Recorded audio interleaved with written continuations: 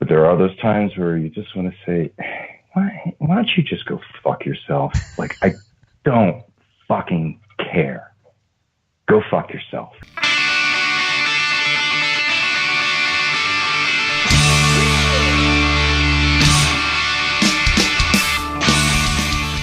Welcome, everyone, to This Was the Scene, the podcast that takes a look back at the late 90s, early 2000 punk scene. I am your host, Mike Doyle. Farside was an Orange County, California punk band who formed in 1989. They were made up of frontman Popeye, guitarist Kevin, bassist Brian, and drummer Bob. Upon landing a deal with Revelation Records, the quartet issued their debut Rochambeau in 1992, followed a year later by Rigged. In the wake of a self-titled 1995 EP, Farside was largely silent for the remainder of the decade, finally resurfacing in 99 with the Monroe Doctrine. Big shout out to Rob from Southern Tier Distilling Company and also NJ Heroes LWL for the intro to Popeye. Popeye, this fucking dude is super solid and a real salt of the earth guy, and you can hear it in the way he talks. And it's a funny thing to know is after the interview was done, we literally talked for another hour about random shit like we had known each other for years, which is really cool because I've never met Popeye, and he's the kind of person that you talk to and it's like he just lets you in and is just very inviting. So I just wanted to point that out because he was a fucking cool dude and is a really cool dude. But yeah, the conversation we had was not recorded. However, I did record the first 2 hours, and here is what we talked about. What does it look like having a teenager now who's into punk rock? His brief stint with the Aquabats. His career as a voiceover due to many years of singing and smoking. His band's reaction when he auditioned to be the singer. Zach De La Rocha being in the band for a hot second. What it was like being on Revelation Records. Staying at Walter of Quicksand and Youth of Today and Gorilla Biscuits fame and Civ, they live together, so it's what it was like to stay at their apartment. Not caring about major labels, going on a tour that wasn't booked, the Monroe Doctrine going way over budget, the song I Hope You're Unhappy, which I think is like one of the best fucking songs, having massive stage fright, and a ton more. Now, Popeye will be opening for Hot Water Music on their 25th anniversary tour. It's Hot Water's 25th anniversary tour. On Friday, May 17th in Santiago, Chile, and Saturday, May 18th in Sao Paulo. I hope I said that right, Brazil. So you should go check that out because it sounds like it'll be a badass show. So you just got to fly out of the United States and check out a show. Before we begin, this will be the last episode of 2018. So I just want to say thank you, everyone who has made this podcast fucking awesome. I never saw this becoming what it has, and I'm super stoked to see where it's going to go in 2019. So thank you to all the people who took the time out of your day to let me interview you. All the people who have given me 1 to 2 hours of their time each week to listen to these conversations, and a giant special thank you to everyone who's like donated a couple bucks here and there to this thing to keep it alive. It's almost to me like we recreated that scene again, even though all of us are so far apart. The very first episode is like 6 minutes long, and it's just me talking about what the podcast was in my eyes, when I started it. And I stated that I just needed to win. And this thing has given me way beyond the win that I needed. So thank you for everyone for participating in this. I really hope that this has stayed the course of what you wanted to be. I know I broke off of talking to a lot of bands in Jersey and branched out, but I am bringing it back to more interviews from Jersey bands and show promoters and things like that. So please stick around. If you have kind of fallen out of it a little bit because of that, I apologize, but I just feel that I'm going in the right direction with this. So I hope that everyone still hangs on. So I'm not going to plug anything this week. I just wish all of you happy holidays and a very punk rock new year. With that said, let's get started. Cool, man. Well, I appreciate how excited you've been to talk. Yeah, no, I'm very grateful for the invitation, man. I'm happy that someone cares and wants to have a little chat. Yeah, dude, I'm excited. Did you get a chance to listen to? It's okay if you didn't, but did you get a chance to listen to any episodes to kind of get the premise? I have not, but I bookmarked your page. But I'm like, oh, that looks good. Oh, that looks cool. Yeah, I don't listen to too many podcast. I hope you don't feel like you're left out. No. I've actually. I just thought it was easy to find the time, to be honest with you. And then if I try to do it while I'm multitasking, and then next thing I know, I'm just kind of like sitting there listening, and I'm like, oh, where did the last half hour go? I was supposed to be doing the dishes. Oh, shoot. Yeah, so, they're pretty good to listen to if you have a long ride, or if you're going on like a long walk, or just sick of listening to music when you work out. That's what I started. I used to really despise podcasts in the beginning because I didn't understand how I could give an hour and a half to 2 hours of my time to something. Yeah. And then I started listening to, like, who was it? This one guy is called School of Greatness. And like Lewis has it was like that, and Tim Ferriss has a really good podcast. So I started doing that in the mornings, where it stopped feeling like such a chore, and now I think I listen to more podcasts than I do music sometimes. Oh wow. Yeah, it's weird. You kind of get lost in it, but if it's a good topic, it really sucks you in. So yes, yeah, that is very true. Yeah, I was a big fan of the Serial podcast, but yeah, same thing. It was like you got to. Like those you got to focus on, and then I found myself like constantly rewinding, like, okay, something important was just said 2 minutes ago. I got to stop what I'm doing and like really take a time out and listen to what's going on. Yeah.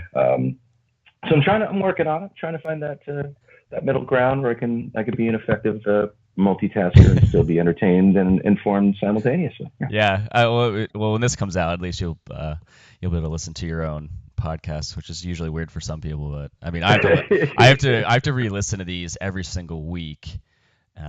Every Monday I start editing, and if it's like an hour or 2 hour episode, depending on how long I've got, I always tell people around the hour where we're at, just so they're good on time. But so I'll like edit it, and then I listen to it, and I'll listen to it again, and then I launch it on Friday and listen to it again, it's a good thing, because I'm like, okay, well, at least I enjoy the product I'm making, which is the thing you want to do. It's like writing a song, and if you're writing your own song, you listen to it later on, you're like, I actually enjoy the song I wrote. Okay, I'm pleased with that. Yeah. That's a good point. All right, man. So so just real quick, this is the focus of this is I started season 1. This will be season 2, and you'll be like the 9th episode in season 2, and I started it as a focus on the New Jersey punk scene in the late 90s into early 2000s, before it had this big shift into like this different style of music. And so season 1 I was talking to local record stores, guys, recording studios, bands, fans, people who promoted shows. It was just this whole different aspect about how people saw the scene then. And for season 2, I was like, well, how can I? Because you start running out of bands to talk to from that era, especially since we were all local. Sure. And I was like, how can I expand on this? And I thought it would be cool to talk to bands, and then like record labels and show promoters outside of Jersey, but bands especially who we had heard of and were influencing us either by their songs or watching them just blow up around us. And and I was telling about my buddy Rob Muscatello about this, and he's like, oh, he's like, oh, I got a connection to Farside. I was like, oh fuck, dude, because I remember, and I'll talk about it later, but I remember my buddy showed me I Hope You're Unhappy when the Monroe the Monroe Doctrine. Monroe Doctrine, yeah. When that album came out, my buddy showed it to me, and I was like, wow, that is aggressive, and I love it. But, so I was like, yeah. So all right, so I did start recording, but so as I start so I just want to give you a background of really where the focus of this is, but it kind of just goes off in any direction. But to start off, I always ask everybody this from the beginning is, what got you as a child into like loving music? Oh man, there was always music playing in our house when I was growing up. The stereo was always on, and there was always a record playing. Either my dad was listening to his Earth, Wind, and Fire records, or my sister was listening to her Elton John records, or somebody had their radio on somewhere.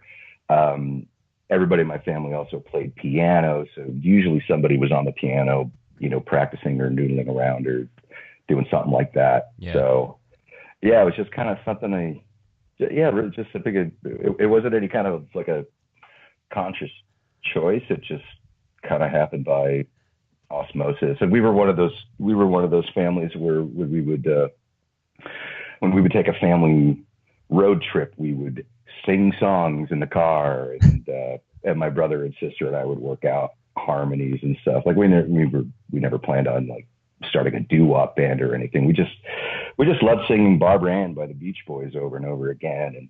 And so yeah, it was just, I guess it was really just, I didn't really, I don't think there was a moment where I realized like, wow, dude, you really love music. It was just like, well, yeah, who wouldn't love music? Like, doesn't everybody love music? Was there like a certain band that would, like, it was a lot of the initial interviews I've had, because a lot of bands I talked to were from the punk era, quote unquote punk era, and I've had some ska bands on and stuff, and so I usually just assume that people enjoy, or that's like their main go-to music. What would that be like?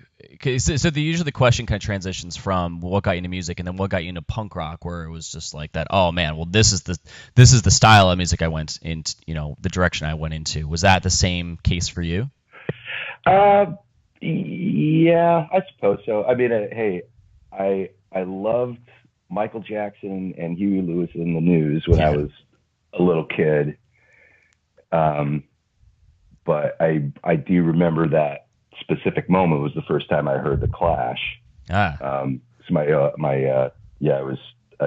think I was about 10 years old, and my older brother Jay brought home a Clash record, their first album, their self-titled album. They brought home because a friend of his lent it to him, and I just kind of overheard it when he was playing it on the record player in the living room, and I'm like, what?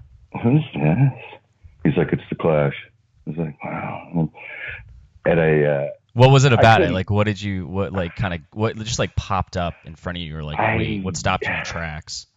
Well, it certainly wasn't. It wasn't the lyrics, because as a 10-year-old, I really couldn't comprehend the political nature of what the Clash was singing about, but just the energy and God, yeah, and I wasn't able to comprehend good songwriting or anything like that at that time. It was just like, something about this is drawing me in, and I want more. And then he would bring home other records that his friends would lend him. Like, The Jam was also one of the first like non-pop bands that I really, really got into. It is still one of my all-time favorites. And Elvis Costello and the Attractions. And so it was a little bit of a hodgepodge in that regard. But then there were also, growing up in Orange County, the Orange County punk scene goes back a long ways with bands like, the Vandals and Social Distortion. And then, not too far from Orange County was, Black Flag from the South Bay. And so that all kind of trickled in. And so it would kind of trickle through the cool kids, and then eventually get to me, and then I was like, wow, I'm really into that. Like, I didn't really start to get into punk as far as like the scene and the way I dressed until I was maybe like 13 or 14. But I was a fan of the music, but I just still looked like, every other dork who's, in junior high school. Yeah. But I didn't go to my first show until I was 14, and that was, but always a mind-blowing experience. Like, what was your first show? It's like, well, a bunch of bands you'd never heard of, but it was still like, kind of frightening, but also really exciting at the same time. And who was it? Who was the first show? It was a band called Animosity, who was a local Orange County punk band. And I think there was some local metal bands that played that the one was really into. Oh, and oh darn it, yeah, there was some other. I just can't remember. But yeah, like no one that was really well known. It was just a small show at a local community center with maybe like 150 like punk and hardcore kids. But like the first time you see like a like a slam pit and all that stuff, but it was a little confusing and it looked different than the stuff that you see on television where the newscasters are talking the punk rock phase with the slam dancing is sweeping the nation. But I actually kind of like see it and not even having nothing to compare it to. It's just like, I think I'm kind of hooked on this, but I'm still kind of afraid and, kind of a small, skinny guy, and I'm kind of shy in general, but I want to know more. And yeah. How'd you get to that show? Like, were you listening? Because you said you got into the Clash. How old were you when you heard the Clash? I was about 10 years old when I heard the Clash. So when you got to high school, you're starting to listen to like punk and stuff like that, and you go to this show. Like, how did you actually hear about like your local scene? Oh, just from other guys at my high school who that were very obviously into punk rock with like the mohawks and combat boots and stuff like that. So it was like, oh, you'd see like a button on somebody's jacket or a shirt they wore. It's like, oh wow, dude, you like DI? Yeah, I think they're really cool too. Or like, oh, you like the Adolescents? It's cool. And so you just kind of strike up a friendship and not to get grumpy old man about it, but in the early to mid '80s, there weren't that many punk rock kids around, so you could really easily spot each other from a mile away, and you were like, hey, we're going to be friends because there's nobody else that we can really hang out with here. So so just meeting other friends, and then someone's like, hey, I heard about there's a show at the Irvine Community Center on Saturday, we got to go. It's like, oh, cool, who's playing? This band. Oh, I've never heard of them. Okay, I'll go. I think my mom could drop me off or something.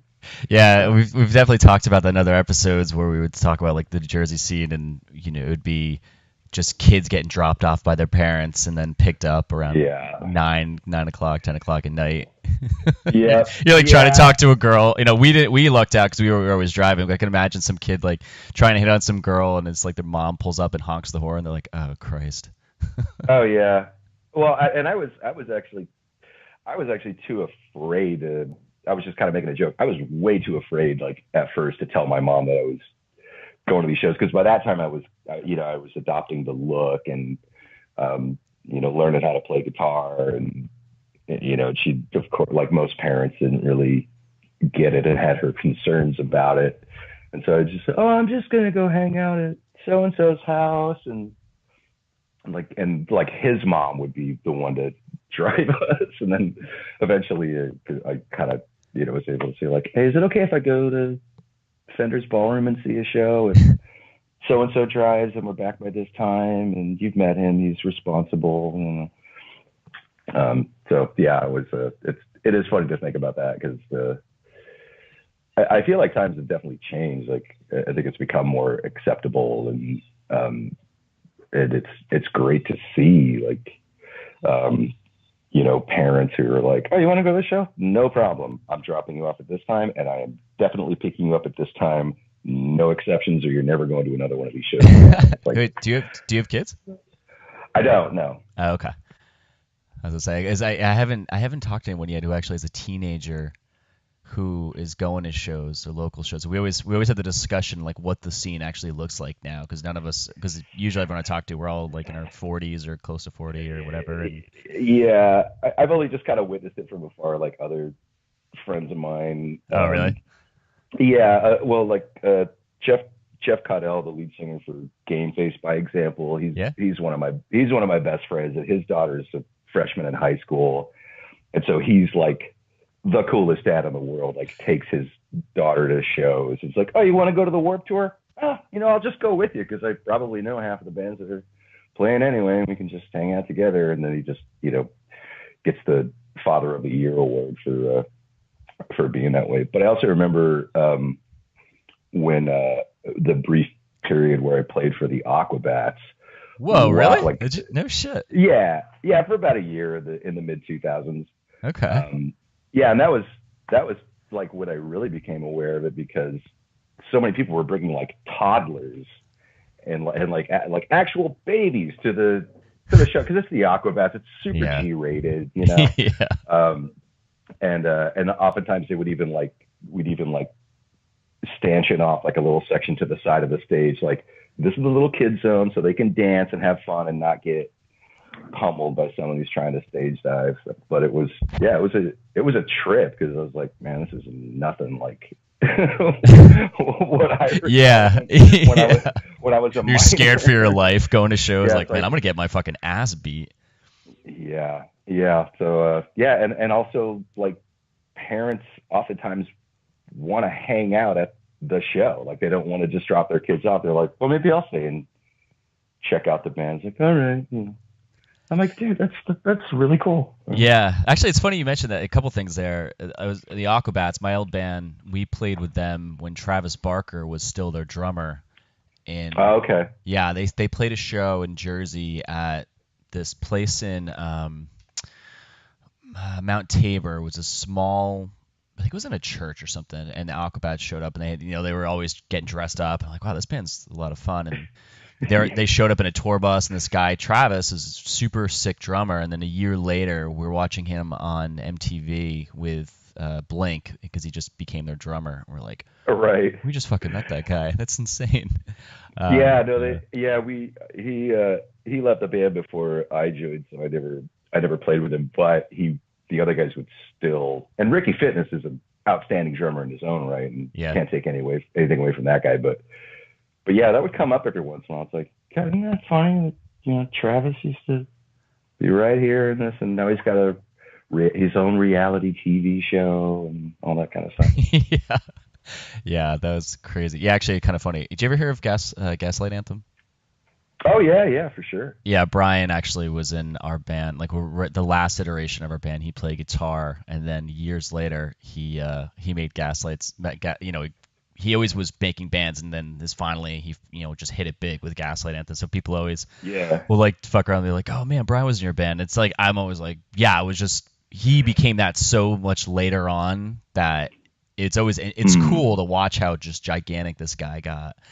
But I seem to have met or become friends with an innumerable amount of people who are good friends with him, but he and I have actually never actually met. Like I've been in New Jersey and ride to the car and he's like, oh, that's Brian Fallon's house that's right there. Oh, really? Wow, it's a nice house. Oh, okay. That's a gigantic fucking house. Yeah. Wait, do you live in Jersey now? No, I live in Scranton, Pennsylvania. Oh, okay. Oh, wow. Yeah. Orange County to Scranton, Pennsylvania. Yes, it was an interesting path to take, but a very good one. I love it here. I moved here for a woman. It's usually the case. Yes, and couldn't be happier. She's don't worry, I won't waste all your time talking about my love life. But that's fine, man. We can go whatever direction you want. I'll hone it in eventually, but. All right, it's kind of an interesting story, and it's definitely got some hardcore roots. Oh yeah. So she was originally from Los Angeles, and was really, really close friends with John Bunch, the singer for Sensefield. Yeah. And since like high school, since before Reason to Believe was even a band.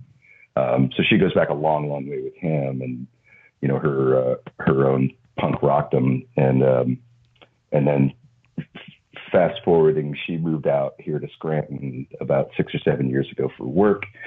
I came out here a little over 2 years ago to play the memorial show for John Bunch in Philadelphia, and that's where she and I met, and then the sparks just flew from there. And then we were long distance for about a year and a half, and I came out here to visit several times, and the more time I spent here, the less I wanted to go back to Los Angeles. No kidding. So I moved out here in November, and I love it.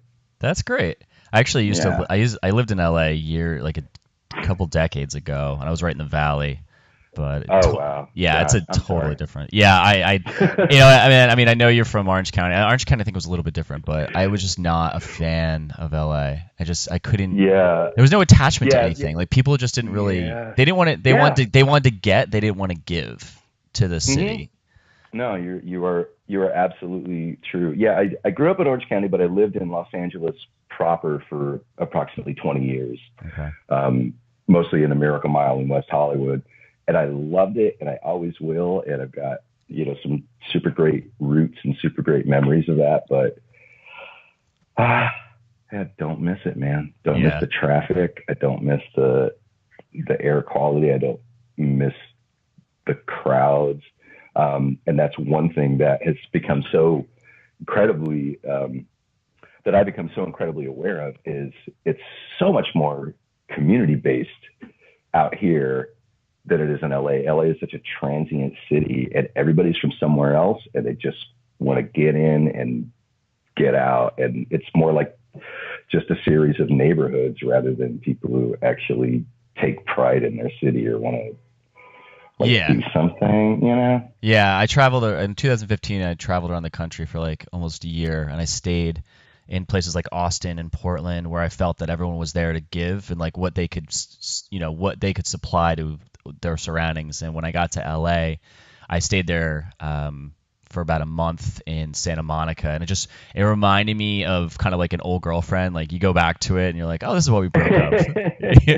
But I just saw that like that everyone there, I mean, everyone goes to LA, and I'm not gonna like stay on this, but everyone goes to LA because they're like, I hear this is a city that I can get, I can make my career off of. So what can it give me? Like what can I drain from this town? And that's just it's like a magnet for all those people. So that's just who you're surrounded by.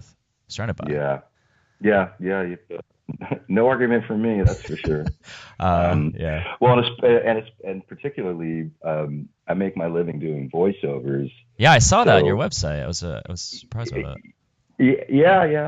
I'm just turning all those years of being able to bark into a microphone to my advantage. So all those years of smoking cigarettes, I do a lot of the deep baritone kind of, like, let me tell you something you really need to know about. Yeah, I was listening to some of your clips because I actually own an animation company, so I've worked with voiceover talents for 7 years. Yeah, that's why I was like, holy shit! And I was listening to your demo, and it was amazing. Your range, it was all over the place. I'm like, I can't believe that's him. Yeah, I was really impressed. Actually, and then real quick, and we'll jump into this, but I listened to a couple of your songs on your site.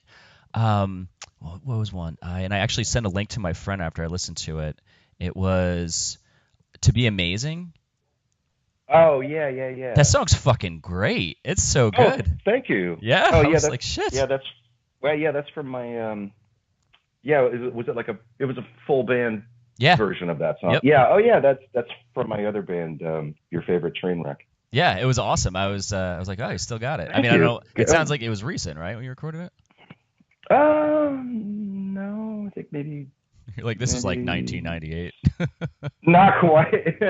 No, I think it was within the last decade, but maybe not by too much. But no, thank you very much. I'm glad to hear that. I mean, I don't use my website to showcase my music. It's just sometimes if I need something that's ready to go, like we need somebody who can do this, but also can sing the jingle. It's like, well, here's a few samples that I think sound pretty good. But hey, dude, I'm glad you're stoked on it. Thank you. Yeah, everyone should check it out. If you go to popeyev.com, you can just click on music, and it actually is a couple songs there. But all right, so going back to you started getting into whole punk rock, and you've got a really good voice. And did you? Thank you. Yeah, did you take voice lessons as a kid, or did you just start did you just create a band and just learned how to sing like as you went along? I just learned how to sing as I went along. Did you take voice lessons, or did you kind of just like listen to? Because you have a very Greg Graffin sounding voice. Yeah, I've heard that. I just thought of it today. I was like, I'm like, what? I'm like, who does he sound like? And I'm like, oh, he sounds like Greg Graffin.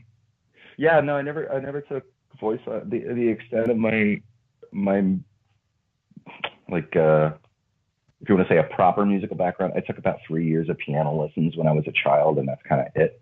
Okay. And then like most punk rockers, you just like sit down with your guitar and put on one of your favorite records, and you just figure it out. And it was the same with singing. It just like I mentioned earlier, it was everybody in the family was singing songs in the car when we were cruising around or singing along to the radio. And I had never, before Farside, I had never sang for a band before. And Rob Hayworth, who was the one who put the band together, I just happened to bump into him one day, and he said, "Oh yeah, I'm doing this new band. It's kind of a, post-hardcore, kind of more melodic kind of thing." I was like, "Oh, cool. Who else is in it?" And Bob Violence, and at the time Josh Stanton, who really also didn't have any kind of a pedigree as far as musicians, and he just kind of mentioned, "Oh yeah, we're still looking for a singer. We tried out a couple of guys, and it's not working." And I said, "Oh," and well, can I try it out? And he said no. He was like, "Come on, dude, you don't know how to sing." I'm like, "Yes, I do. I swear I do." But we were standing in the parking lot of the gas station I was working at the time, so I wasn't gonna like break into song, but I was like, "No, I swear, dude, I swear I can sing. I promise you I can sing. I could totally, come on." So it took a few minutes of like literally begging, and he finally said, "All right, I'll come back, tomorrow with a practice tape. We got 5 songs. If you want to write some lyrics and come to practice and, try out." Not exactly the greatest vote of confidence. Like, "Yeah, dude, that'd be great." It was, He's like, "I guess." I think more just because he wanted me to shut up about it. So then he gave me the practice tape, and I think he may have asked me again, like, "Do you really know how to sing?" And I'm like, "Yeah, dude, I swear I could try." What made you want to do it though? Like, what made you think that was? I don't know. Yeah? I honestly don't know, because I had no aspirations. Like, all right, I'm gonna be a singer. No, I didn't know. I did no idea. I mean, I had played a few garage bands, but I had done literally nothing as a musician at that point. That's too funny. And so I don't really know what came over me in that moment. I don't know. Talk about like a random just shift in the direction of your life, considering where it took you. You're like, that sounds like something I'll do for the next, how many decades? Or Mike, it's still very fresh in my memory because I think about it often. I'm like, because quick side note, yeah, it's still like I'm still making new friends, and I'm still meeting people, and you and I are now connected. I'm like, that band broke up in like 2001, and you and I are now talking, and this is amazing. Like, what could be more incredible than that? Well, it's amazing too, because you got a lot of bands that we liked. Some of them are probably still around, but it's a very limited amount. But a lot of bands that I listen to, they've all broken up and they've all gone and do other things. But just even if they did one record or maybe 2, that I still look up to that as that part of my life when I was 16, 17, years old. And oh, totally. And you hear those songs, you're like, that's still like a song never goes away, especially if it was a song you loved, and you'll out of nowhere you hear it and you just start singing along the lyrics. You're like, how do I still know this 30 years later? All right, so you go to audition for the band. Like, okay, so how did that go? How'd that go over? I mean, obviously it went over, but yeah, but were you good? I was good enough to get in the band, okay. So I guess that's all that mattered. So yeah, I showed up at the rehearsal space, and we ran through the set a couple of times, and then we was like, all right, well, I guess we'll take a break. And I was like, all right, cool. And I went outside of I had brought a little tape recorder to record the set, just to see how I'd sound, because I had never heard my voice recorded before in any way, so I was curious how it was gonna sound. And so I left the room, and I forgot to stop the tape recorder. Oh no! So the other guys were still in the room, and I went out and got a soda from the vending machine and went to the bathroom and came back in, and they're like, all right, dude, you're in. And I'm like, oh, that's amazing, awesome. We only had 5 songs at the time, but I was super excited. And I'm driving home, and I put the tape in the tape deck in my car, and yeah, very clearly can hear them. At the moment I leave the room and you hear the door close, Rob Hayward says, "So what do you guys think?" And Josh and Bob were like, yeah, it's just, yeah, that sounded pretty good, I guess. Yeah, not hearing an overwhelming kind of. It'd be awesome if it was like, that was a giant piece of shit. Yeah, yeah, nothing great, but nothing bad either. It was just kind of like, and then finally Rob asked him point blank, like, so is he in or what? And there was what felt like the longest awkward pause in the world. Went on for a few seconds, and then finally Bob and Josh said, yeah, sure, yeah, why not, yeah, sure, okay, yeah. I guess. Yeah, it was literally no exaggeration. That's what happened. It's very fresh in my mind because that was a very pivotal turning point in my life. Oh yeah, I mean, no one ever forgets those stories. No. So this is like 1990 when this happened, right? 89. Oh, it was 89. Okay. It's so funny. I always focus on 97, like the late 90s, but a lot of the bands I've been talking to, I actually talked to Jeff from Game Face. He's a couple of interviews. Cool. Yeah, he's like 7 interviews before yours. And right on. Yeah, we were talking about that time period, but some of the bands I talked to, like you guys were starting off in the late 80s into the early 90s. So it's cool to see what the perspective was from the scene then, because that was when it really wasn't anything really there as much as it was in the late 90s when this thing kind of started to blow up with like all the Revelation bands and the Fat bands and the Epitaph bands. But you guys were, that like wasn't there in the 90s. Yeah. Well, certainly not in the sense that it became. In the 80s, it was, everyone was still pretty much in high school, with the exception of like, I mean, there definitely were some bands like Uniform Choice and Unity and Instead and No for an Answer. But then, like, you know, generations move so quickly in the hardcore scene. And so, you know, so we had like Hard Stance and Head First and then, you know, and then us too, I guess. We never thought of ourselves as being a foundational member of anything. Like, we weren't even sure if anyone was going to like us, to be honest with you. Yeah. Because we weren't really hardcore, but we were from that scene. Yeah, you had a harder sound in the beginning, and then it kind of progressed later on, which we'll talk about, into more, not a poppy sound in any means, but just like a very melodic sound. Yeah, for sure. Yeah. Yeah, we were actually, we wanted to think of ourselves as musicians. Whether or not we actually were is arguable. We were just like, well, why don't we try this? And it was one of the great things about being in that band is that there were never any strict parameters. Like, we are a hardcore band.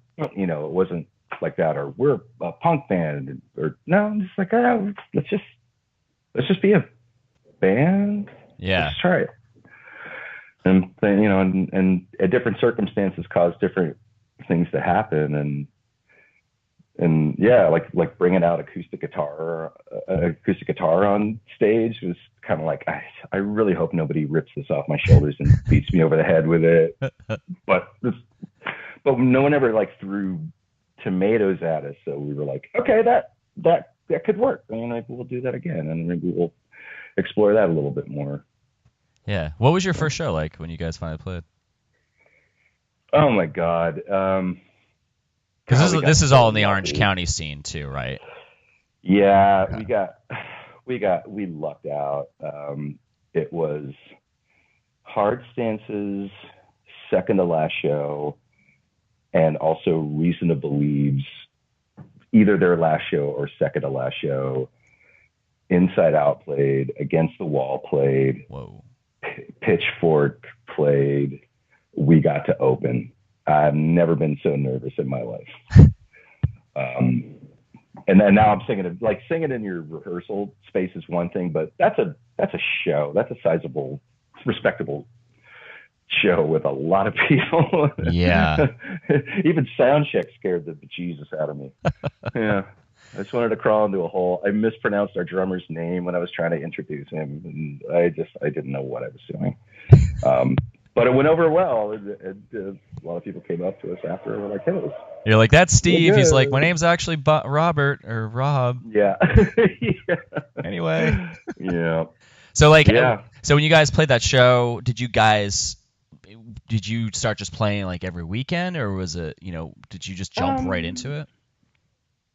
I think it goes.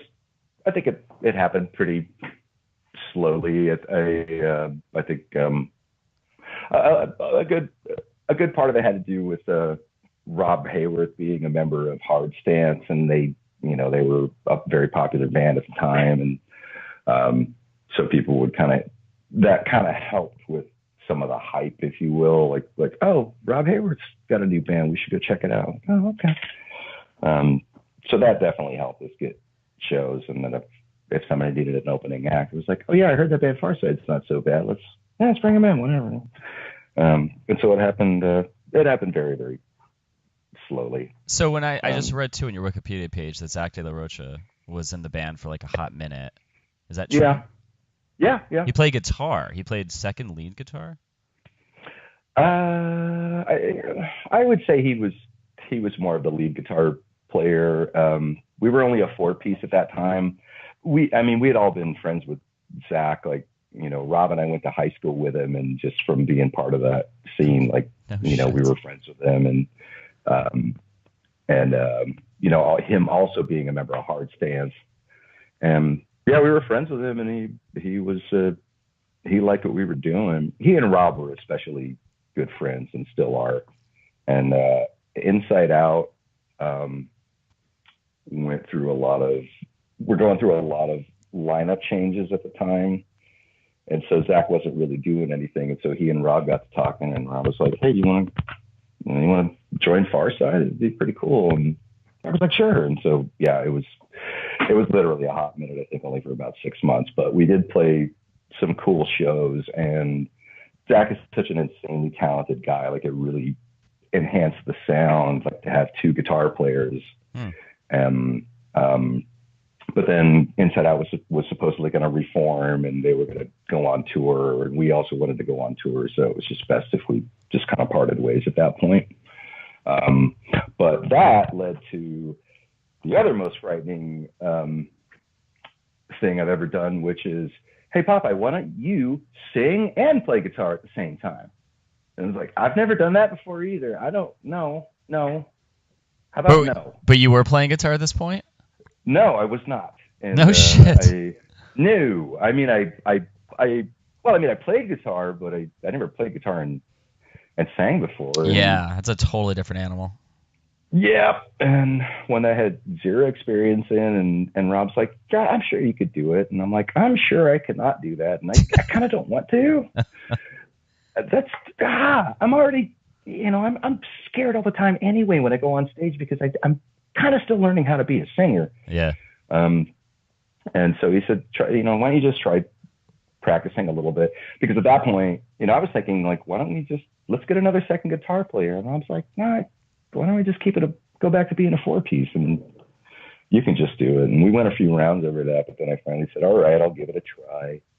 And it took a fair amount of practicing for sure. But yeah, that may have never happened if Zach hadn't joined the band for that hot minute. That's so funny how, like, just those little tiny things will happen. Again, it's just it's amazing how just it sounds like you. I mean, I'm probably gonna talk about more of these in your life, but it's just it's random. Hey, we need a singer. Like, I'll sing in a band. You come out to Pennsylvania and you meet who you're like dating right now, and meet the love of my life. Yeah, it sounds like you might have a lot of these in your life. You might want to self-reflect on how many of those you probably had. Do I want to? That's going to make me feel like highly unstable. But no, I don't know.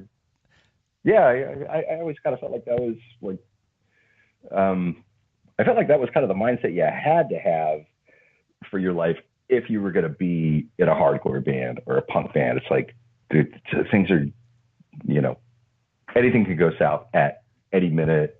You just got to learn to roll with it. Like going on tour. Yeah. we've all, as example, we've all heard those stories about a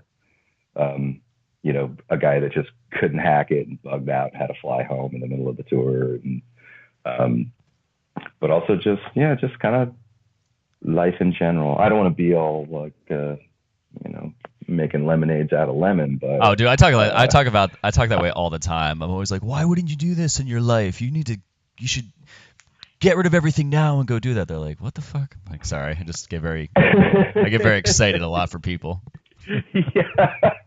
Yeah, very true. So you guys started playing. You did "Keep My Soul Awake" in 1990, and then did you weren't on Revelation yet, right? No, we were on Crisis Records, which was a subdivision of Revelation that was done by Walter Schreifels in Jordan to kind of do like the feature, like more like kind of non-hardcore bands. Interesting. So we were Crisis Records #2, and yeah, because there's a big gap though between your records. As far as I'm going off of like Spotify here, and it's got like 1990, "Keep My Soul Awake," and then 1995, just the self-titled record comes out. Oh no, we had 2 more albums in between. Oh, yeah, Rochambeau. I'm sorry. Okay. Rochambeau and then Rigged too. Okay. Yeah. Okay. I'm definitely reading Spotify completely wrong here. Oh, singles and EPs. All right, never mind. So you guys do this. How quickly after you recorded that record did you go on tour? Like, were you already touring prior to recording your first CD, or did you record it and then go on the road? Let's see. We recorded our 7-inch, in 1990. It came out in 1991. We recorded our first album, Rochambeau, in 1991, and it didn't come out until like the end of the summer of 1992. So our first tour, we were basically just touring off of our 7-inch. Oh wow. Yeah, but I've looked back at this often, and I think at the time you could do that. I think the hardcore scene was a little smaller and just kind of different. The internet didn't exist for us, so if you heard about a hardcore show, then it's like, sure, yeah, we'll go, let's check it out. I think we had our demo, and that was also back in the days when demo tapes were actually got floated around and people like mailed them to each other and had pen pals and stuff. So it's not like we were totally unknown. But we also weren't expecting very much either. We were just like, we got to go on tour. Let's do it. Yeah. Just get a van, just like call some people up, show up, and hopefully there's someone there. Pretty much. And it was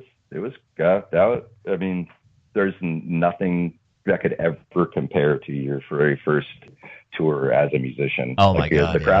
The crowds get bigger. I know you must be able to relate. Like, the crowds can get bigger, the money can get better, the accommodations can get better, but it's like that first one where you're like, all right, we got $10. Yep. How much do we put in the gas tank? Yep. And how much do we use to buy a bag of chips that we can all share? Yeah. Yeah, man. It was also like you think, I remember this. We would just keep saying the whole time, dude, we're on tour. We're on tour. Yeah. Yeah. Exactly. Like, nobody gets to do this. Very few people get to do this. Like, you're gonna have bad times and low points, but come on, man. Like, this is the most amazing thing that you could possibly imagine. You get to go just out there, and you don't know what the hell's going to happen. Well, it's cool because it's like you're almost invincible. You show up in this town where no one knows who you are personally, or maybe they heard of your band, or they most likely didn't. So you're kind of like, I don't exist here. I can be, we could be whatever we want to be as a band, and we could just kind of rewrite things, or just all the things we wanted to do, we can just do this now. I'm not gonna like stay on this, but I remember our first show like out of state in some house somewhere, and to this day I still remember what it looked like, and it just felt so much bigger than playing locally. Exactly. I think you get a little strength from the anonymity in that regard. Yeah, for sure. Yeah, there were shows where we were like, okay, there's 3 people here, like, we're going to give them the most amazing show they've ever had because they paid their hard-earned money. And we might goof off a little more, try something different on stage, and some of that stuff you actually end up hanging on to, like, it actually sounded pretty good. Yeah. So maybe when we go in to record that one, we could do that. So yeah, I totally agree with you, Mike. So did you guys start when you started doing this? You went on your first tour. Was it like back to back to back? How, like, in your first year of touring or first couple of years? I mean, was it consistent, or did you take a lot of breaks and have to work some odd jobs and then go and tour again? Oh yeah, we took a lot of breaks. We never had any hopes and dreams of becoming a full-time band. Like, you just didn't. So why were you doing it? Like, what was keeping you going during that time? Oh, we just loved playing music, but that, you just didn't do that in that scene. Like, you went to school and you had a job, and when you were on a break from school, you'd saved up your vacation time, or you'd quit whatever menial job you had, and then you'd go on tour, and then you come home, and it's like, all right, back to school, and play some shows on the weekend, try to rehearse once or twice a week if we're available, and record when we can. But we never intended to get big into that. So it was pretty inconsistent. And you get older and you get into relationships, you get married, and it's like, yeah, dude, I just got this big promotion and I can't exactly walk away from that right now. And so, oh, okay, I understand. So yeah, we never intended to do that. It just, and I think part of it, at the risk of getting too much on a soapbox about it, go for it. One of the things that we always prided ourselves on is that, we always wanted to keep the door price low. And we would feel so horrible about gouging people for our merchandise. So we would sell our stuff for like $2 to $3 over cost, because we were just stoked that people showed up. Like that meant so much more to us than having an extra few bucks in your pocket. And so we always kind of knew, like, oh, dude, hardcore bands don't make any money, and why would we even try? Like at that point, we're not a hardcore band anymore, And I'm not dissing anybody who does that, who wants to try to make a living and do it full time. But it was just a different era, I think, and we just bands just didn't do that. We just didn't do that, and I certainly don't have any regrets about it. But I think that also connects with, why we never thought we would do anything. It's like, no, someday you got to get a real job, bro. And it's like, yeah. How old were you guys around this time when you were doing this? Let's see, we were all like early 20s. So let's see, we were all like 18, 19 when we started the band. So that would have been around 1989, and then I think we were like hinging on being 20 to 21 years old when we went on our first tour. Okay, and then was this? Where am I going with this? How were you guys like perceived when you got back from starting a tour, and then you put like Rigged out? And Rigged was on Revelation or was not? Yes. After that first 7-inch that was on Crisis, everything else we put out after that was all on Revelation. Oh, wow. Jordan gave us the option. Crisis didn't really work out, and Jordan said, hey, do you want to be on the Crisis label, or do you want to be on the Revelation label? And we talked about it, and we were like, we were like, yeah, we're like, the point being, like, Revelation's really pretty hardcore, and you guys aren't really hardcore. Yeah. But we thought,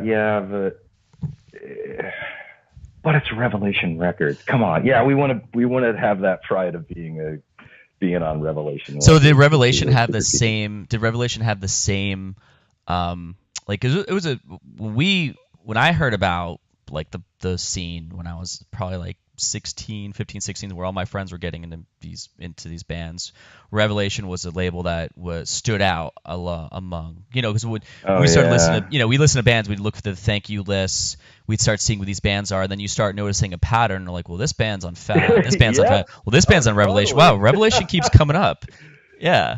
So like that came up a lot. Was it that known of a label when you guys went on it, where you're like, holy shit? Oh, absolutely. Yeah, totally. Oh man, we had a hard time understanding why why they wanted to work with us in the first place. Because again, at that point we were like, we're nobody. Like we've got a little cassette tape and we just play some local shows and that's it. So yeah, we were kind of freaking out about the whole thing to begin with. But yeah, I mean, up to that point, like Youth of the Day was huge. You know, of course we knew about Judge and Gorilla Biscuits and Side by Side. And so, yeah, Revelation was a big deal in Orange County. Like definitely during let's see, when they started in '87 and, yeah, so we were very aware of what a big deal they were. So did that get you on shows with bands? We were very starstruck when they approached us, and yeah, that's crazy. Did you? So when you like said like when you recorded, so Rigged Rochambeau was the first record with them, right?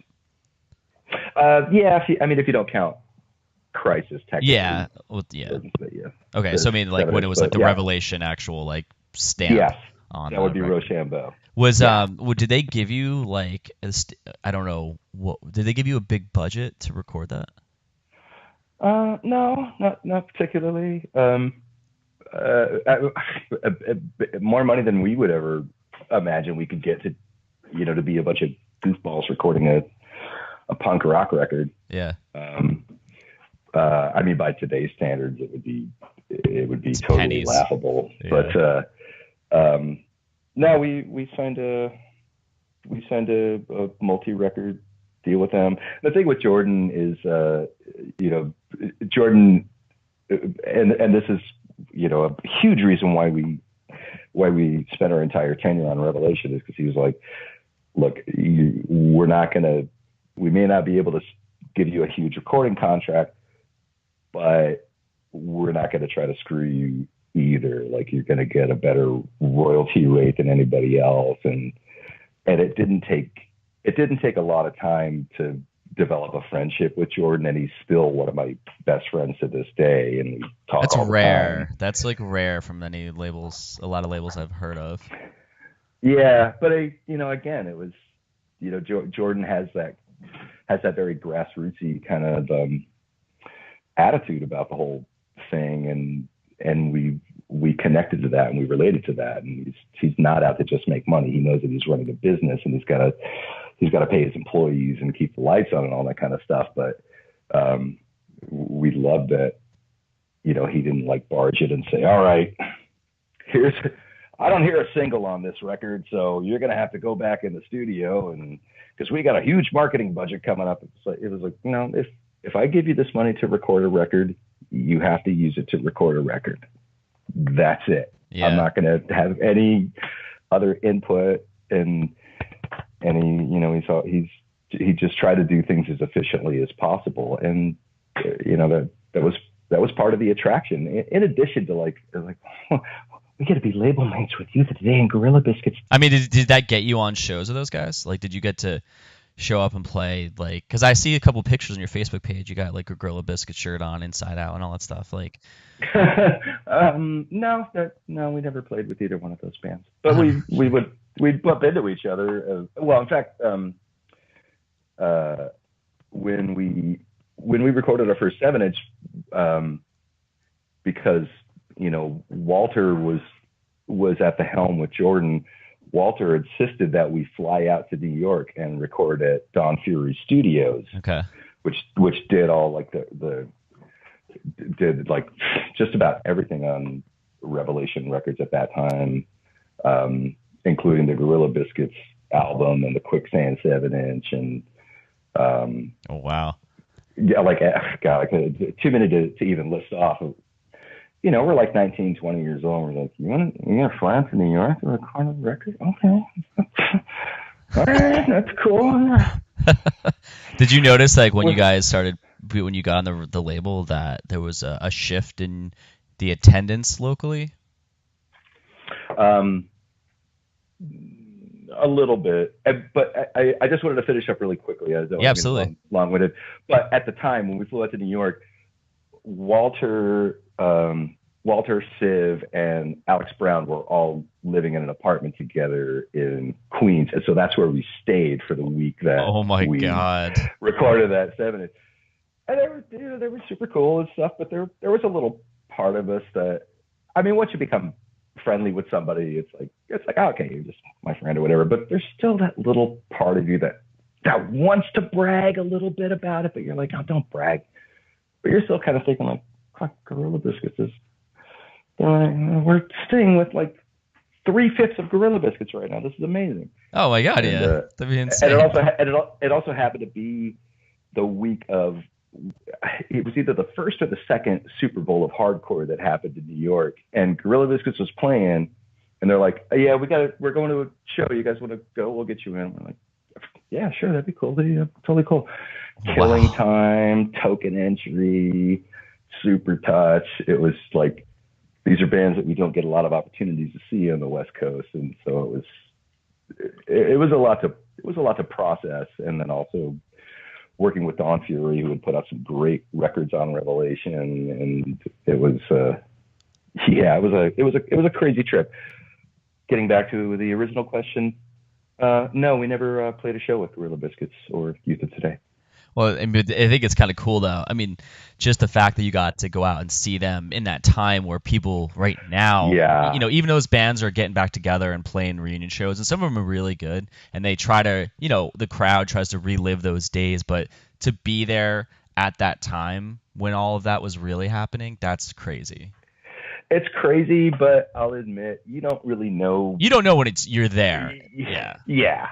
When you're in the eye of the storm, you're like, oh, it's a great show. But it's not until years later where you're like, wow, I was there for that. That's like, cool. Holy shit, I can't believe that we were there for that. I can't believe I saw Killing Time in New York. That's crazy, man. I can't believe I stayed with Walter and Civ in their place. Yeah, exactly. God. Yeah. So, like, what around this time, like, what did you guys?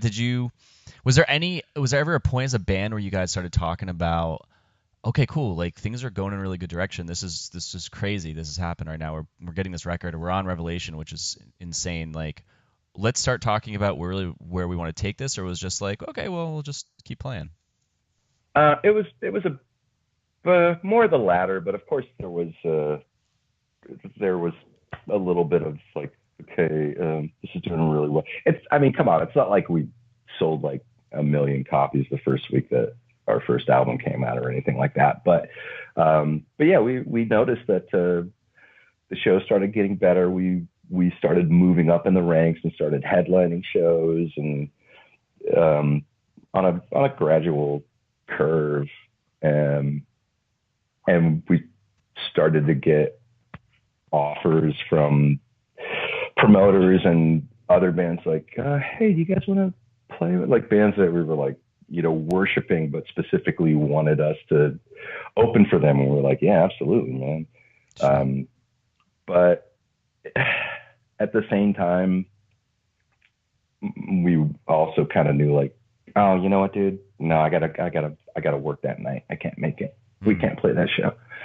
Because that was just how it was. So you guys just weren't ready to just kind of give up all your jobs and just go for it and just make it, it was never something we really wanted.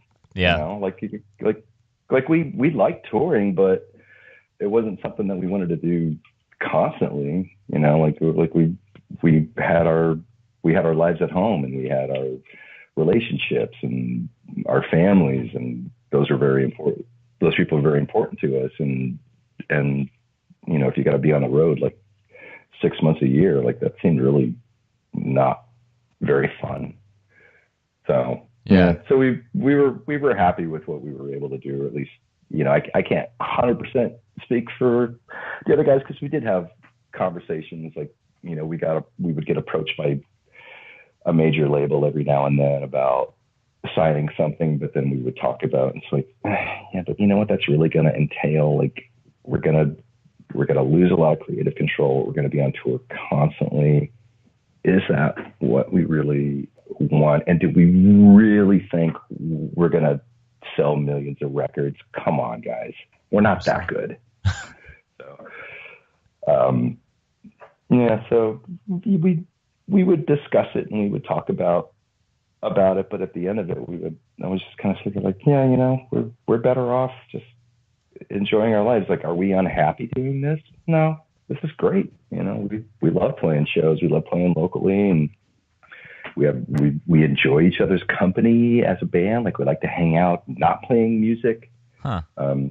We often got very, very little done when we would show up to rehearsal. We just spend the first hour and a half chatting with each other and then getting into an improv death metal jam. And then we'd take a break for a half hour. And then we'd be like, oh man, what happened to the last 3 hours? All right, well, I got to go. I got to work in the morning. Yeah, me too, man. All right, I'll see you later. All right, bye. I mean, it sounds like that might be why you guys got along so well. I think a lot of bands who put pressure on themselves to become something, if not everyone's on the same page, then it creates this divide. But if you guys are there, like, yeah, we just did it, and that's why you could still be cool with each other. Like, yeah, this is kind of a nice balance. Yeah, I think it might be right that, like, we never had that rule. Like, we never set out parameters and said, we're going to be this kind of band or we're never going to be this kind of band. But it just kind of happened that way. And it was like, and we're still friends with each other. We don't like get together for reunions every month, but we try to keep in touch on like social media and email and text messages. And it wasn't an ugly breakup where we never wanted to speak to each other again. And that was always something that another thing that felt way more important to me as opposed to making money. It's like, hey, these guys are my friends, like, what could be more important than that? Like, you can make money doing 100 other things, but people in your life that you can trust and like hang out with and have a good conversation with and have a laugh with. And I mean, that's worth a lot more than a few extra bucks in your pocket. Yeah. So, I again have no regrets. And in fact, I took great pride in turning down, A&R reps from major labels. And I was like, no, man, like, I don't want to be part of that. Like, what's it going to do for me? Yeah. What were they offering you? Was there like any deal that you remember someone coming to the table with and you're like, holy shit? I mean, they were all pretty comparable, like, more money than you could fathom in a day's work for sure. Like how many zeros are at the end of that for, Wow. How many zeros are we going to have to repay? Yeah, exactly. But that was another thing, like, is that at that time, in the mid 90s, that's when Orange County was really blowing up as a scene. And, half of Rage Against the Machine was from there, and No Doubt got huge, and The Offspring got huge. And so everybody was going to Orange County, and it was like, well, this is going to be the new Seattle, and blah, blah, blah. Let's see what kind of bands. So if you were a halfway decent band, no offense to anybody, but if you were a halfway decent band, you got approached by somebody. Yeah. And so it's hard you have to take that stuff with a grain of salt when someone shows up we didn't have a manager or any kind of actual representation. So people would contact Jordan, and he'd call and he's like, hey, I don't know what to, like, am I representing, are we representing you? Cause I don't know what to tell these people. Like, some publishing company, some record label, they want me, there's an A&R rep. I don't know what to do. And I was like, interesting. Sorry, dude. Yeah. But you could see what happened is, they would just try to sign as many bands as they could, hoping that a couple of them would be the next No Doubt or the next Offspring or whatever, and everybody else just gets thrown to the trash, and you're just a tax write-off. Yeah, it makes sense too, because it's like when you do think of those scenes, like the Seattle scene, right? Nirvana hits big, Pearl Jam, Alice in Chains, and it's like then the Lemonheads. It's like those bands where you're kind of like, like the good bands, but you're just thinking like they were just focused there, and like anything from that scene, you just like Mudhoney and things like that, where these bands were. Yeah. Yeah. Yeah. Well, and getting back to an earlier topic in this conversation, you could say the same thing about Revelation. There was absolutely a time when if a band came out on Revelation, you were absolutely going to buy it, even if you didn't know anything about it. Yep. Oh, yeah. However, that's to a much lesser extent, I think.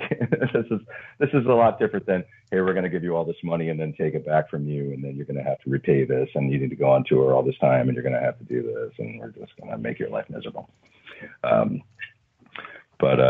Yeah, I think it's just kind of the nature of it all. Everybody wants to tap into the new thing, and I really did not want to be part of any kind of new thing. I just wanted to be a thing.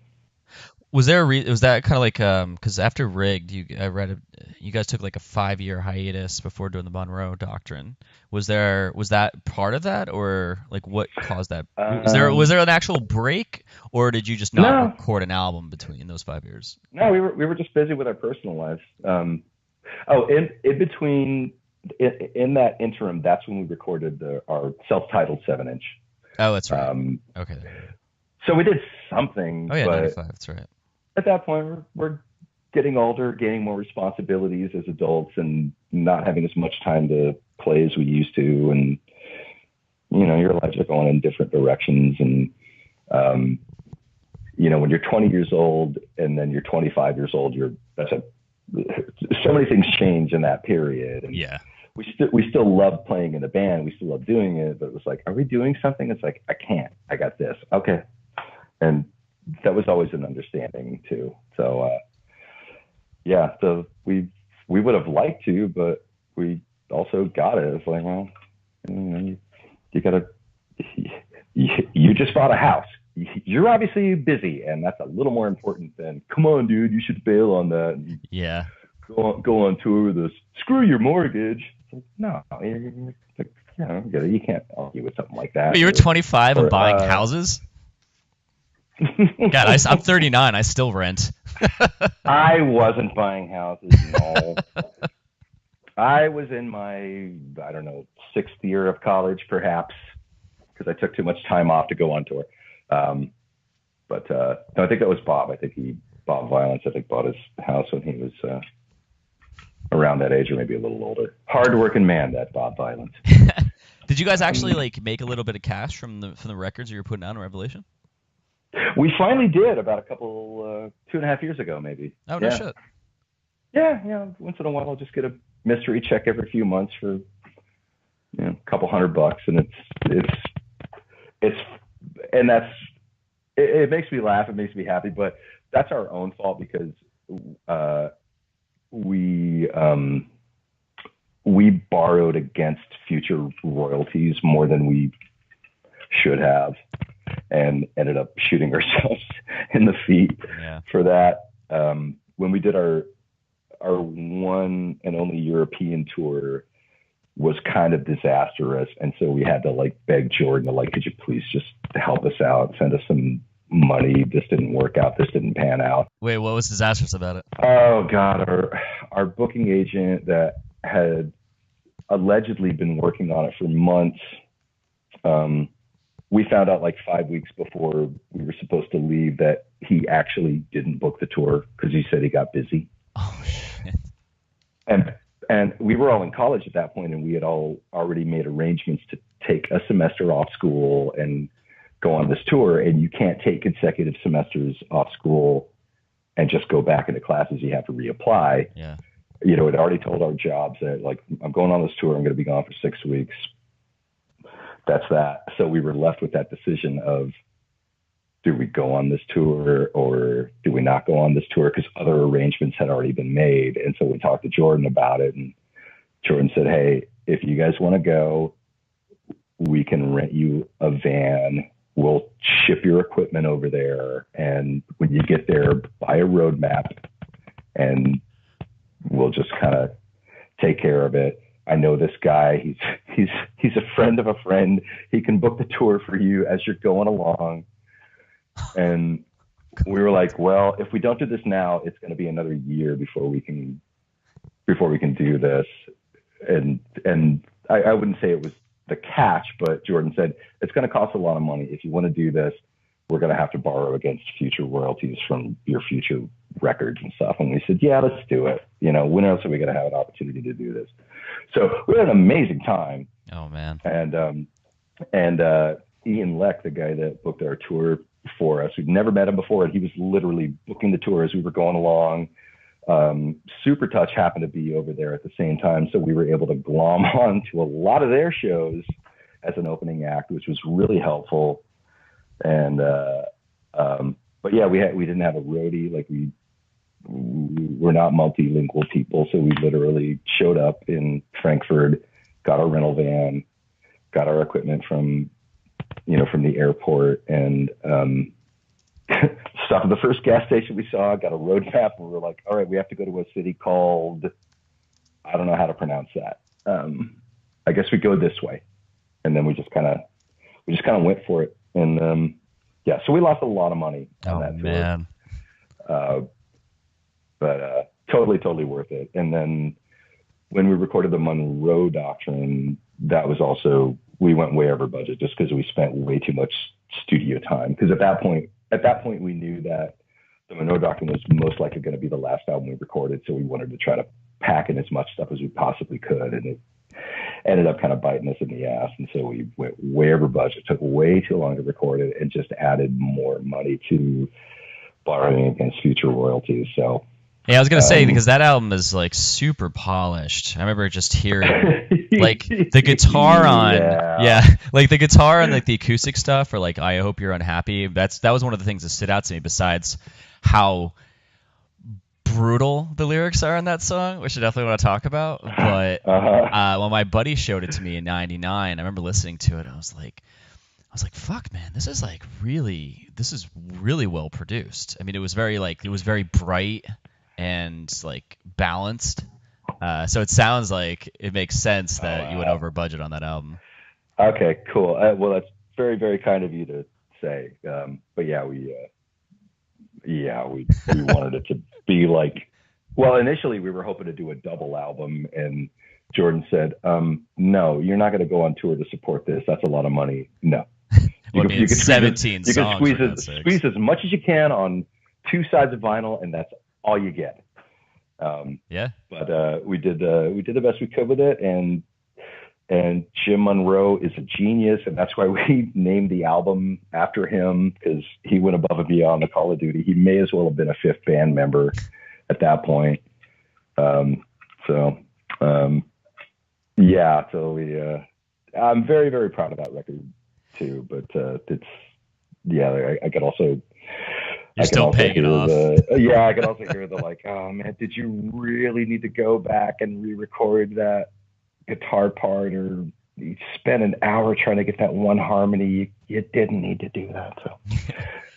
So I want to talk about I Hope You're Unhappy, because it kind of, I mean, back then I was in a pop punk band, and I had just started to write songs, and I was dating a girl, and they were always like, we were tumultuous in a relationship, and so the songs I would write were kind of talking about that. When I heard those lyrics to that song, our relationship wasn't that bad, but there was, I could like relate to what you were saying, and it was really funny because then hearing it again recently, I've been through a divorce a couple of years ago. I went through a divorce, and when I'm hearing that song, it's like it just stands the test of time when you go through something really shitty. So what the fuck is that song about? Oh, all right. Well, it's a breakup song, but it's about the. I never really understood when you would break up and people said, well, I hope we can still be friends. And it's like, I don't want to be friends. Why would I want to be friends with you? Like what am I going to do? Like meet you for coffee and say, so who are you dating now? Like, I don't want to know. Like, I want to move on with my life. It's really it's just super funny that you just said that. I'm sorry, Kyle, but like I literally just got a phone call at the moment from my recent ex-girlfriend who were friends. Hey, if you can do it, good for you. But it's like I never wanted to. I don't want to stay in touch with you, and it's like, yeah, I guess you're a decent person, but so that's kind of a long and short of it. There wasn't any major drama involved with this relationship. It was really because the lyrics totally tell a different story, man. I mean, like the part about the kids' eyes and like you'll have beautiful kids, but I don't want to see them. I know your children will be beautiful, but I don't ever want to know that they exist at all. Well, okay, but in reality, when you're in your 20s, everything is paramount, I hope you're miserable. Yeah, and so, but it was like, all right, don't be afraid to go there. This is how you really feel. Granted, I never actually said these words to that person. It was just kind of like the internal monologue, and it was just like, you know what? Go ahead, do your thing. I don't want to know about it. Like, I don't want to have to pretend to care because I don't. I'm not afraid to. I've always been so worried about not coming off as a really, really nice guy. And be very polite, say please, be respectful. But there are those times where you just want to say, why don't you just go fuck yourself? Like, I don't fucking care. Go fuck yourself, okay? Just go away. Don't call me anymore. Don't call me to see how I'm doing. I don't want to know how you're doing. Just, I hope you're doing okay. I hope you're not trapped under something heavy, but I don't really want to know. Like, can I be honest with myself and in turn be honest with you? I don't really care. Well, did it like happen because it was a bad breakup, or you just like each broke up and you're like, well, and I just don't give a fuck about you as a person now? I wouldn't say it was an especially bad breakup. I think I think just being, at the time 20, 25 years younger, like, again, everything is just the biggest deal in the world because you're still developing your maturity. And also I thought, okay, here would be some good therapy. Try to channel this into a song somehow. Oh yeah, you did that well. So thanks for saying that. I didn't know that anyone would ever take notice of it. I didn't know if the rest of the band would even like it because it was, it was a little clean sounding, not no heavy guitars, no distortion on it. And yeah, I was like, all right, guys, here's a thing, just throwing it out there. Let me know what you think. And as usual, they're like, yeah, I guess that's okay if you want.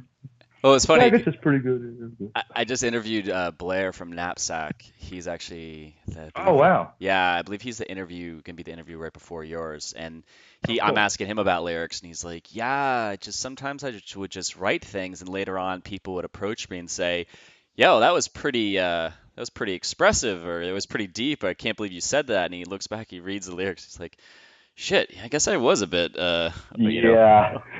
oversharing there.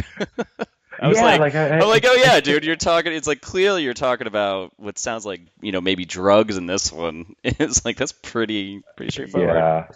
Yeah, no, that's true. I totally get that. Like, I would oftentimes just scribble things out in a notebook and then go back to them later and try to piece it together and make something out of it. But I can assure you, I was not setting out to create some sort of anthemic song. Like, I was literally just hoping that I could find a way to kind of find a little therapy, and really hoping that the rest of the band would like it because I was kind of proud of it. Yeah, that's a great song. Yeah, and that was it. But no, there wasn't anything like super traumatic or chaotic. I guess it's just those little things that maybe you've always wanted to say to somebody after you break up, but you might be crossing a line. Yeah, so you just record it and it's a time capsule so they can hear it all the time. Well, I can't tell you she was not a punk rock chick or a hardcore chick at all. So I'm pretty confident she's never heard That was the actually gonna be song anyway. that was gonna be one of my questions if you found out if she ever heard that song. No, I have no idea. It's not like I've ever looked her up because again, Again, I don't want to be friends with you. yeah. Did you find because you guys broke up pretty soon after that record, right? It was like 2 years after. Yeah. Did you find that like when that record came out that you had did you have like an increase Do we in really want to break up? Kind of, yeah. Yeah, it sounds Or like you were gonna ask I something mean, else. well that record it sounded like you guys had not stepped up. I mean, it was I even read about it too. It's like you guys kind of shifted in sound a little bit where I can hear some Oh. in the earlier records some little tidbits here and there, but it was it was a shift in sound where I felt like that record it seemed like that record would have been a pretty popular record when it came out. It was pretty popular. Yeah, actually, it did do pretty well. But at the time, we weren't as active and we weren't touring as much. When we released Rigged, like I think that was like the highest point of what we were doing. And we were so active. Yeah, I mean, it definitely helped. I mean, like the record was very, very well received, and we were able to keep playing shows, and people would show up, and that was fun. And nobody told us that we were hacks and we should hang it up. But we had some moments of it was good enough to where we had some moments of, well, maybe we should keep this going for a little while, and we bounced that around for a little bit and did that one final tour, and it was great, but that kind of eventually kind of sealed the deal, and we're like, nah, come on, who are we kidding? Like, but we definitely noticed on that last tour that we did after the Monroe Doctrine came out. It was a great tour, we had a lot of fun, but it wasn't as good as it was a few years ago after Rigged came out. Like, we could definitely feel our popularity starting to wane quite a bit. Interesting. And yeah, people move on, and that's cool. We didn't take it personally. Well, there was a so shift too. Yeah. That's just how it is. Things move quickly, and Yeah, I feel like a lot of bands from that era just, I mean, granted, your whole career was through the 90s, like beginning to end. And yeah, so you definitely saw a whole wave of things happening there. But for sure. I think a lot of those bands that were, some of them pushed through into when the sound changed in like the early 2000s, where it was like a total change in sound, where some bands completely got lost. It's almost like when all those ska bands that were playing ska, and then everyone kind of got sick of ska, and they were trying really hard to hold on to just playing music, so they would just change their name and become an emo band. And it's like they just got lost, they got like completely lost in the mix. Yeah, I feel like we did have a little bit of foresight, or at least enough to know that we're not going to get inducted into the Rock and Roll Hall of Fame, or we're not going to make millions of dollars. Let's just try to have the best time we could possibly have in this time that we have, because it's a gift, man, and it's going to end. And there were plenty of shows where if a few years before we'd bring in 500 people, and then we play 2 years later, and we're lucky if we could get 20 or 25. And it's like, yeah, okay, maybe this isn't really working anymore. We're still having a great time, but we feel like we're wasting everybody else's time, and I feel like we're insulting ourselves and insulting the audience and insulting the scene by continuing to play. So we really need to just kind of stop doing this. So you guys broke up, and then you played the Revelation 25-year reunion that they did. When when was that? Well, it was. I know they just had the the 30th anniversary shows not too long ago, so I guess a little over 5 years ago. How was that when you guys played it? Oh no, it was just me. I just did it. I just did a solo acoustic set. Farside didn't play that. Oh, okay. Because there's a black and we've white never, photo in the Farside album, and it's like you and you're singing to a crowd, and the whole crowd is like yelling the lyrics back to you. Is that the same show? Oh no, I know what you're talking about. That's from Nate Fest. Do you know Nate Gluck? He was the bass player for Ensign. Oh, okay. Yeah, I know He's Ensign. a- I know of Ensign. Okay, yeah, Nate Gluck. He that was a few years back. He had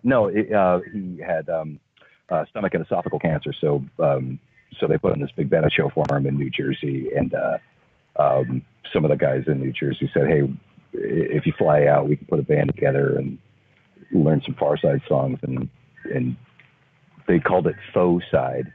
And it was pretty crazy, and I quickly learned that I need a lot more cardio, and but it was amazing. It was a huge huge 2-day festival where they raised a bunch of money to pay for his cancer treatments and stuff. It's amazing. So, I saw the photo, and my buddy Monkey, who was there's this band Bigwig, and he was their roadie for a really long time. Yeah, he's in the crowd, like literally singing. I'm looking at this picture, and I see this, so I take a snap, and I don't let anyone know who's being interviewed until like the week it comes out. But and he'll probably laugh at this later on in a couple months when this comes out, because I sent him a photo. I was like, "Is this you?" And he goes, "Yeah." And he's like talking about it. And actually, yes, but I didn't say that I was talking to you. It's just one of those. So when he hears this, he'll be like, "Son of a bitch." Oh wow, yeah. No, that was a whirlwind of a night. For sure. Looks like everyone's going like nuts for you guys. That's awesome, man. Yeah, which I wasn't expecting at all. Like initially it was, hey, do you want to come out, and I know you've been playing some acoustic shows. Do you want to come out and maybe open up and do some, play some Farside songs or whatever? I know you guys aren't ever going to do a reunion or anything. And I was like, yeah, I'd love to. For me, like, I've kind of been friends with that guy forever. Yeah. And then I got an email like 2 or 3 weeks before I was supposed to fly out. That was, all right, so here's what we're doing now. We're learning a bunch of Farside songs, and you're going to sing them. And I was like, oh, God, okay. That's great. Okay. Well, sure it is. Well, I mean, dude, really from sing like, that way anymore. Oh, bullshit, man. Talk about me. No, just there was constant fear every time I go on stage to this day. Like, I am scared out of my mind. Like, I'm so worried and so afraid, and I'm so nervous and edgy for days leading up to it. It was just like, oh my God, you're gonna ruin everything. You're gonna ruin everything. Wow. Just come on, dude. You don't belong to be there. Come on. What are you doing here? Why are you here? And I was nervous as hell. Those guys were fantastic. I was okay. They were great. Again, I learned that I need to do a lot more cardio because I cannot sing like I'm 21 years old anymore. But it was amazing, and now I'm like reliving the whole thing. It's like, I can't believe that so many people wanted to come up to the front of the stage and sing along, and I was so surprised and taken aback at it. Like, I didn't know what to do with myself, and then I just got more nervous, and I was like, what's wrong with you people? Come on, what are you doing? Did you ever have that reaction back in the day when you were playing shows like this, with that crowd, how that crowd was reacting? Yeah, pretty much every time we played. No shit. Yeah, no, it's just I mean, if you want to go back at some of the earlier things that we talked about, like, I didn't know what I was doing. I've never sang for a band before. Like, I honestly never knew that anything like this could ever happen to me, that I could be involved at this level, and it still trips me out. And I think about it constantly. I'm like, oh my God, like, I'm like, I don't know what we did, but it's amazing. I mean, making all these friends and having all these crazy experiences, and so it still kind of freaks me out a little bit. It's funny too, because I mean, I only have a very small amount of time to talk to people, right? And I'm sure like anyone who's listening who's a Farside fan is gonna have a million questions that they're gonna want me to have asked. But and I could go in depth about certain shows and tours and things like that. But I mean, it sounds like from an like a 30,000 foot perspective. I mean, it sounds like there was a lot of great stories in there that you still remember very vividly. Am I right? Oh yeah, yeah, for sure. And it doesn't sound Uh, like, it doesn't sound like there's any regret. It sounds like you kind of just go back like, shit, I can't believe stuff like that happened. And that's just because yeah, one of your buddies like, yeah, we need a singer, and you're just out of nowhere, I'll sing. And then like decades later, you're yeah, like, damn, I got this no, crazy life yeah, experience because of that.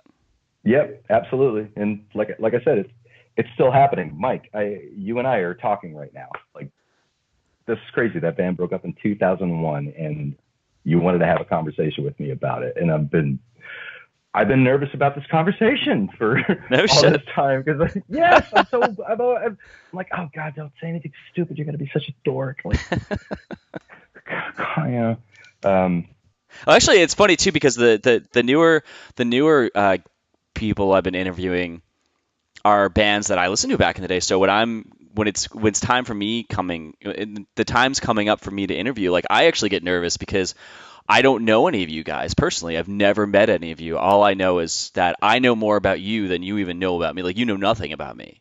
And it's like, yeah, how do you build a trust from the beginning talking to people who don't know you where you can ask these questions? And sometimes I have interviews where and I just kind of go for it and just ask these questions without building like that, hey, am I allowed to ask you this? So I get nervous about these things. gotcha. Yeah. Yeah, yeah, But yeah, yeah. yeah. That makes sense. Yeah. Well, yeah, you don't have to worry about that now. Yeah, no, because yeah, I'm so worried that I'm not going to come off as being. I'm so worried that I'm not going to come off as being super sincere, and because I have such a heavy appreciation for, I mean, literally anybody that took a few minutes of their time to listen to one of our songs, whether you liked it or not. You took a few minutes out of your busy day to listen to one of our songs. You came to our show. You spent your hard-earned money and your hard-earned time to come to our show. You bought a record. You bought a shirt. You wanted to say hello. Come on, man. Like I owe you a lot for that. Like you don't owe me anything. I owe you a lot because I got to go on tour. I got to record records that somebody else paid for. I made more friends than I could have ever imagined making and traveled to more places than I could have ever fathomed. I owe you everything for that. So that's kind of where that nervousness comes from because Interesting. I don't ever want to feel like some kind of rock star douchebag that's like, well, I know I'm really great, so you better just like step up and respect what I'm Oh saying. man, no, trust me. You definitely Fuck you, that. It's like, no, you I hate that shit, and I always kind of felt like that's what the hardcore scene was supposed to be about. Like we were supposed to all be peers. Like you weren't supposed to be like the band and the fans, or like rock stars weren't supposed to exist. Like we were supposed to hang out. Like we were supposed to be part of a movement. And yeah, I guess in a way it just kind of formulates into me acting like a super nervous dork all the time. But I guess that's just who I am.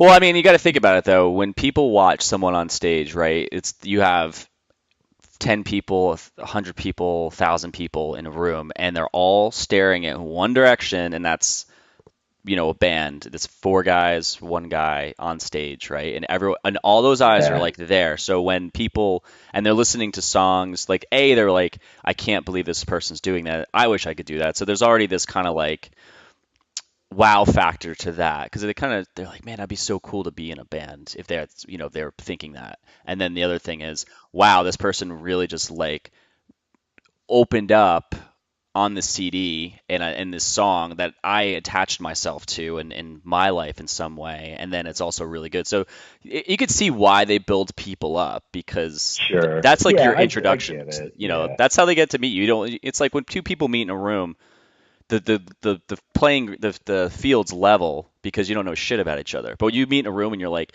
you're that person who wrote that fucking song that I've listened to for the last decade, or those albums I've listened to the decade. Like, this is crazy.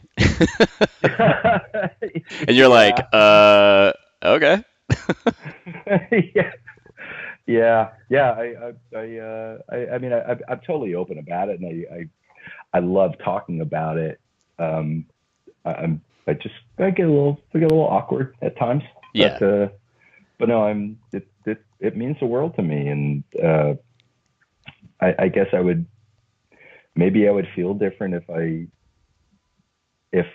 I had those goals, like where it said where I set out to, I'm going to be in the best band in the world, or I'm going to write a hit song, or I'm going to write a song that it's going to make everybody sing along when I get on stage. It's like, no, I just kind of just did it just without any expectations. Yeah, and worried what the other guys in the band would think of it, or if it would be any good. Like, you really don't know. So like there's been plenty of songs where I would spend months writing a song, agonizing over it, thinking that, yeah, this is my opus, and nobody cared about it. But then other songs that I literally wrote music and lyrics in an hour, and a guy will come up and say, hey dude, that song, that was my favorite song on your album. So there's just no way of knowing. But,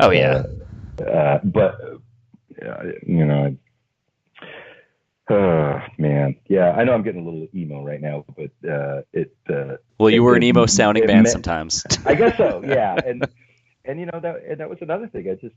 I didn't know how to write lyrics. It's not like I took a lyric writing class or studied anybody. It was just trying to just put words to music, and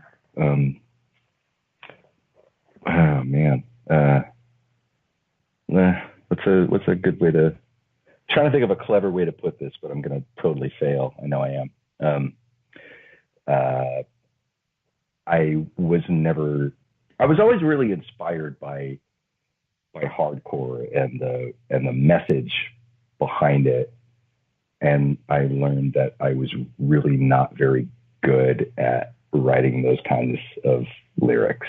And so that's where I thought, but to think that anyone would actually respond to it was such a crazy thought to me. Yeah.